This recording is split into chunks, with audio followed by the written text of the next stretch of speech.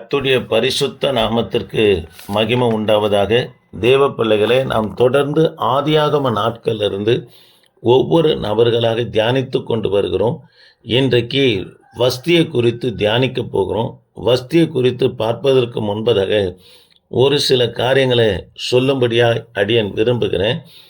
நீதிமொழிகளின் புத்தகம் 12ஆம் அதிகாரம் 16ஆம் வசனத்தில், மூடனுடைய கோபம் சீக்கிரத்தில் வெளிப்படும், லட்சியம் மூடுகிறவனோ விவேகி என்று சொல்லப்படுகிறது. தேவ பிள்ளைகளே, வஸ்தி வராத காரணத்தை ராஜா தனியாக அழைத்து விசாரித்திருக்க வேண்டும், அல்லது வஸ்தி ராஜாவினிடத்தில் தனித்து போய் கேட்டிருக்க வேண்டும், ஏன் எல்லாருக்கும் முன்பதாக என்னை அழைக்கிறீர் என்று. ஆனால் தேவ பிள்ளைகளே, அகஸ்வேரு எல்லாருக்கும் முன்பதாக இது அவமானமாக கருதி தேவ பிள்ளைகளே இந்த குடும்ப பிரச்சனையை அரசியல் பிரச்சனையாக கொண்டு வருகிறாரு அகஸ்வேரு. ஆகவேதான் வஸ்தி தள்ளப்படுகிறத பார்க்கிறோம். எப்படி நீதிமொழிகளின் புத்தகம் 12ஆம் அதிகாரம் 16ஆம் வசனம் சொல்லப்பட்டு இருக்கிறதோ, மூடனுடைய கோபம் சீக்கிரத்தில் வெளிப்படும் என்று மூடத்தனமான காரியத்தை நிமித்தமாக சீக்கிரம் வெளிப்பட்டது. ஆகவே மனைவி நபனை தள்ளி விடுகிறத பார்க்கிறோம். தேவ பிள்ளைகளே, ஒரு சிலர் அதாவது பிள்ளைகளுக்குள்ளே இருக்கிற பிரச்சனையை கணவன் மனைவிக்குள்ளே கொண்டு வந்து பெரிய பிரச்சனையாக ஆக்குவாங்க, அல்லது மாமனார் வீட்டில் இருக்கிற பிரச்சனையை கணவன் மனைவிக்குள்ளே அது ஒரு பிரச்சனையாகவே காணப்படும், அல்லது நண்பர்கள் மத்தியில் சபையில் காணப்படுகிற பிரச்சனை அது கணவன் மனைவிக்குள்ளே அது ஒரு பிரச்சனையாக மாறுகிறதே நாம் சமுதாயத்தில் பார்க்கிறோம். தேவ பிள்ளைகளை, நீதிமொழிகளின் புத்தகம் 19ஆம் அதிகாரம் 12ஆம் வசனத்தில், ராஜாவின் கோபம் சிங்கத்தின் கெர்ஜிப்புக்கு சமானம் என்று சொல்லுகிறது போல இவர் யோசித்து இருக்கணும் அகஸ்வேரு ராஜா. ஆனால் சிங்கத்தை போல கெர்ஜித்து செய்த ஒரு காரியம் என்னன்னா, தன் மனைவி வஸ்தியனவனா தள்ளிவிட்டார். எஸ்தரின் புத்தகம் 1ஆம் அதிகாரம் 17ஆம் வசனத்தை நாம் வாசித்து பார்ப்போம்னா, இது எல்லா ஸ்திரீகளுக்கும் ஒப்பிட்டு பார்த்தார்.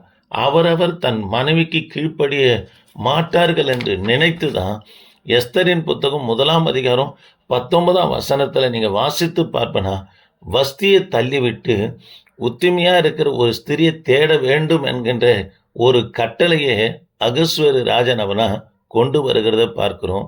தேவ பிள்ளைகளே, அதாவது புருஷன் மனைவியை பற்றி பெர்சியாவின் சட்டம் என்ன சொல்லப்படுதுன்னா, மனைவியானவர் தன் புருஷனுக்கு கீழ்ப்படிந்து இருக்க வேண்டும் என்ற சட்டத்தை எங்கே கொண்டு வராங்கன்னா, ஒன்று மன்னிக்கணும், எஸ்தரின் புத்தகம் 1ஆம் அதிகாரம் 16ஆம் வசனத்தில் கொண்டு வருகிறதனவனை பார்க்கிறோம். தேவ பிள்ளைகளே, வஸ்தியை குறித்து ஒரு சில காரியங்களை பார்க்கும். வஸ்தியை குறித்து எஸ்தர் 1ஆம் அதிகாரத்தில் மட்டும்தான் வேதத்தில் சொல்லப்பட்டு இருக்கிறது. தேவ பிள்ளைகளே, வஸ்தி யார் என்று சொன்னால், பாபிலோன் ராஜா நேபுகாத் நேச்சார் பெல்தஷர் வழியில் பிறந்தவங்க தான் யார் என்று சொன்னால் இந்த வஸ்தி. தேவ பிள்ளைகளே, வஸ்தி ராஜ வம்சத்தை சேர்ந்தவங்க. 127 நாடுகளை ஆட்சி செய்த அகஸ்வேரு ராஜாவுடைய மனைவி என்று எஸ்தரின் புத்தகம் 1ஆம் அதிகாரம் 10ஆம் வசனத்தில் வாசிக்கிறோம். இவங்க மகா ரூபவதி, ராஜஸ்திரி வஸ்தி, சௌந்தரியம் உள்ளவள் என்று சொல்லி வேதத்தில் வாசிக்கிறோம். தேவ பிள்ளைகளே, வஸ்தி என்றால் அழகு என்ற அர்த்தம். இவருடைய பேருக்கு ஏற்றபடியே மகா ரூபவதியும் சௌந்தரியம் உள்ளவர்களாக யாரு காணப்பட்டாங்கன்னா இந்த வஸ்தி காணப்பட்டாங்க. வஸ்தி என்றால் அழகு என்று பொருளாக இருக்கிறது. தேவ பிள்ளைகளே, எஸ்தர் புத்தகத்தில் கர்த்தர் தேவன் என்ற வார்த்தை இடம் பெறவே இல்லை. ஆனால் கர்த்தருடைய செயல் என்னவன்னா பார்க்க முடியும். வஸ்தியை தள்ளி விடுகிறதும் இது கர்த்தருடைய செயலாக தான் காணப்பட்டது. காரணம், யூத குலம் மீட்கப்பட வேண்டும் என்பதற்காக கர்த்தர் வஸ்தியின் இடத்துல யாரை கொண்டு வரார்னா எஸ்தரை கொண்டு வருகிறதே நாம் பார்க்கிறோம். தேவ பிள்ளைகளே, பெர்சியாவின் மன்னர்கள் அடிக்கடிக்கு விருந்து கொடுத்து மற்றவர்களை மகிழ்வித்து ஐக்கியப்படுகிற வழக்கம் அவர்களுக்குள்ள காணப்பட்டது. ஆகவே தான் அகஸ்வேரு ராஜாவுடைய ஆட்சி நாட்களிலே 3வது வருஷத்தில் ஒரு சூஷான் அரண்மனையில் ஒரு விருந்தை ராஜாக்களுக்கும் மந்திரிகளுக்கும் ஊழியர்களுக்கு நபனை ஏற்படுத்துகிறார். இந்த விருந்து 6 மாத நபனை நடக்கிறது. அது மாத்திரம் இல்லை தேவ பிள்ளைகளே, விருந்து முடிந்தவுடனே கடைசி 7வது நாட்களில் மாபெரும் விருந்து நபனை உண்டு பண்ணுவாங்க. தேவ பிள்ளைகளே, இந்த மாபெரும் விருந்தில் ராஜாக்கள் தங்கள் செல்வ திரட்சியும் மகிமையும் அனைவருக்கும் காட்ட வேண்டும் என்று சொல்லி நம்ம விரும்புவாங்க. எந்த ராஜா விருந்து வைக்கிறார்களோ அந்த விருந்தில் கலந்து கொள்ளுகிற மற்ற ராஜாக்களுக்கு எல்லாருக்கும் விருந்து வைத்ததான் அந்த ராஜா தன்னுடைய ஆட்சி நாட்களில் காணப்படுகிற செல்வ பெருக்கையும் மகிமையும் இராணுவ பலத்தையும் அரண்மனையின் அழகையும் மற்ற ராஜாக்களுக்கு என்ன பண்ணாங்கன்னா அந்த 7 நாள் விருந்தில் என்ன பண்ண காண்பிக்கிறவர்களாக இருப்பாங்க. தேவ பிள்ளைகளே, பெர்சியர்கள் மதுபானம் அருந்துவதில் அதிக ஆர்வம் கொண்டவர்களாக காணப்பட்டாங்க. தேவ பிள்ளைகளே, இந்த அகஸ்வேரு ராஜாவுக்கு எது பெரிய மகிமையாக காணப்பட்டதுன்னு சொன்னால், வஸ்தினுடைய அழகை எல்லாருக்கும் காட்ட வேண்டும் என்ற ஒரு விருப்பம் யாருக்குள்ள காணப்பட்டதுன்னா அகஸ்வேரு ராஜாவுக்கு காணப்பட்டது.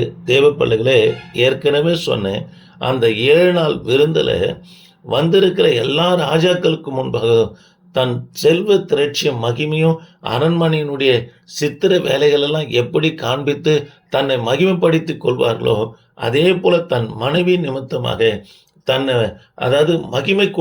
மகிமைப்படுத்திக் கொள்ளும்படியா யார் விரும்புகிறார் என்று சொன்னால் அகஸ்வேரு ராஜா விரும்புகிறார். இது எஸ்தரின் புத்தகம் 1ஆம் அதிகாரம் 9ஆம் வசனத்தில் நம்ம பார்க்கிறோம்.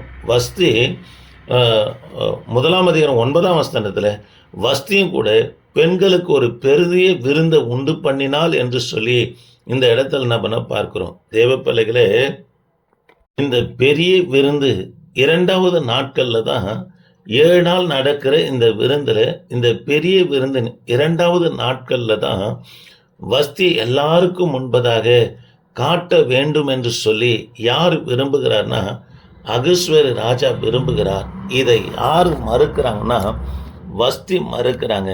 தேவ பிள்ளைகளே, வஸ்தி வரமாட்டேன் என்று சொன்னாங்க. காரணம் தேவ பிள்ளைகளே, வஸ்தி தன்னுடைய அழகை தன் புருஷனுக்கு காட்ட வேண்டும் என்று நினைத்தார்கள். தேவனை அறியாத அவர்களே எல்லாருக்கும் முன்பதாக வந்து தன் அழகை காட்டி நடனம் ஆட யாரு விரும்பலன்னா வஸ்தி விரும்பல. நீதிமொழிகளின் புத்தகம் 11ஆம் அதிகாரம் 16ஆம் வசனத்தை நாம் வாசித்து பார்ப்போம்னா, நல் ஒழுக்கம் உள்ள ஸ்திரீ மானத்தை காப்பாள் என்று வேதம் சொல்லுகிறது. தேவ பிள்ளைகளே, இப்போ பார்ப்போமானா திரும்பவும் சொல்லுகிறேன், வஸ்தி தன் அழகு புருஷனுக்கு மட்டும்தான் காட்ட வேண்டும் என்று நினைத்தாங்க. எல்லாருக்கும் முன்பதாக காட்டி நடனம் ஆட யாரு விரும்பலன்னா இந்த வஸ்தி விரும்பலைங்க. இப்போது ஆராதனை செய்கிற அதாவது சகோதரி மாறுங்க சகோதரம் மாறுங்க தங்கள் அழகையும் ஆடம்பரங்களையும் தன்னுடைய மகிமையை தான் வெளிப்படுத்த விரும்புகிறார்களே தவிர அந்த கூட்டத்தில் வந்திருக்கிற சபைக்கு வந்திருக்கிற விசுவாசிகளுடைய தாகத்தை தீர்க்க வேண்டும் என்ற ஒரு பாரம் இல்லாத ஒரு ஆராதனை என்ன பண்ணா இப்போ காணப்படுகிறது. தேவ பிள்ளைகளே, தேவனை அறியாது இருக்கிற இந்த வஸ்திக்குள்ளவே தன்னுடைய அழக ஆடம்பரத்தை பிற்பாடு மகிமை காட்ட விரும்பல. தேவ பிள்ளைகளே, கர்த்தரை அறிந்திருக்கிற நாம எல்லாருக்கும் முன்பதாக நின்று ஆராதனை செய்கிற நம்ம மற்றும் பார்க்குறாங்க, அவங்களுக்கு முன்மாதிரியாக என்ன பண்ணா நாம் காணப்பட வேண்டும். நம்முடைய வஸ்திரத்திலும் சரி நம்முடைய அலங்கரிப்பிலும் சரி பரிசுத்தம் இருக்கணும். தேவ நாமம் மகிமைப்படணுங்க. உலகத்துக்கு ஏற்றாற் போல தன் அலங்கரித்து போயிட்டு ஒரு சிலரை கேட்டால் உலகம் போகிற போக்கில் போய் தான் அவங்கள பிடிக்கணும்னு சொல்கிறாங்க. அதாவது ஆத்து மக்கள் ஆதாயம் பண்ணணும்னு சொல்கிறாங்க. தேவ பிள்ளைகளே, நீ ஜெபம் பண்ணா போதுங்க, முழங்கால் படியிட்டா போதுங்க, கர்த்தருடைய பிரசன்னம் இறங்கினா எல்லாரும் எல்லா நிலைகளும் மாறுங்க. ஆனால் இது போயிட்டு உலகத்தார் போலவே பாடல்களை பாடி உலகத்தார் போலவே நடனங்களை ஆடி தன்னுடைய அழகு ஆடம்பரங்களை வெளிப்படுத்துகிறத கர்த்தர் விரும்பவே இல்லைங்க. தேவ பிள்ளைகளே, இங்கே சொல்லப்படுகிறது நல்லொழுக்கம் உள்ள ஸ்திரீ மானத்தை காப்பாள் என்று வேதம் சொல்லுகிறது. ஆக ஆராதனை செய்கிற கர்த்தருடைய பிள்ளைங்க நல்லொழுக்கம் உள்ள பிள்ளைகளாக இருந்து தன்னையும் அதாவது தன் சாட்சியம் காத்து தேவனுக்கு மகிமையா நம்ம நடந்து கொள்ள வேண்டும். அப்படி செய்வோம்னா அநேகர் ஆதாயம் பண்ணுகிறதுக்கிற கருவியாக கர்த்தர் பயன்படுத்துவார். எத்தனையோ பேர் பார்த்துருக்கிறேங்க, தன்னை வெளிப்படுத்தும்படியாய் ஆபரணங்கள் நிமித்தமா, அழகு நிமித்தமா ஆராதனை செய்தலாம் ரொம்ப நாளைக்கு, அதாவது கர்த்தருடைய ஊழியத்தில் நின்னது இல்லைங்க, அவர்கள் இருக்கிற இடமே இல்லாதபடி போகிறது. ஆகவே தேவ பிள்ளைகளே, கர்த்தரை மட்டும் மகிமைப்படுத்துவோம். ஆண்டவர் எல்லாருக்கும் முன்பதாக நம்மளை உயர்த்துவார். ஜெபிப்போம். பெர்க்மன்ஸ் ஐயா சாட்சி கூட நான் ஒன்று கேட்டேங்க. அவர் சீரணி அரங்கத்தில் ஒரு 20-23 வருஷத்துக்கு முன்பதாக ஒரு சாட்சி கொடுத்தார். அதை நான் கேட்டேன். எங்கேயோ குக்கிராமத்தில் பிறந்து வளர்ந்த என்னை முழு உலகத்துக்கும் கர்த்தர் என்னை காண்பித்தார் என்று சொல்லுகிறார். தேவ பிள்ளைகளே, இதற்கு காரணம் கர்த்தருக்குள்ள தன்னை மறைத்தார். ஆண்டவர் எல்லாருக்கும் முன்பதாக பயன்படுத்தினார். இப்போ இருக்கிறவங்களையும் உலகத்துக்கு முன்பதாக தங்களே கொண்டு போகிறாங்க. எதற்காகனா யூடியூப் வாயிலாக, அதாவது மீடியா வாயிலாக கொண்டு போகிறாங்க. அது இல்லைங்க கர்த்தர் உயர்த்துகிறது. ஆண்டவராக நம்மளை எல்லாருக்கும் முன்பதாக கொண்டு போனாங்க. அதுதாங்க கர்த்தருடைய உயர்வு. கர்த்தர் நம்மளை நடத்துகிற நடத்துதல். ஜெபிப்போம். கிருபையின் தேவனே, நாங்கள் உம்மை துதிக்கிறோம். இந்த வார்த்தை கேட்ட ஒவ்வொரு பிள்ளைகளையும் ஆசீர்வதிக்கும். தொடர்ந்து உமது பிரசன்னம் இருக்கட்டும். இயேசு நாமத்தில் ஜெபிக்க நல்ல பிதாவே, ஆமேன்.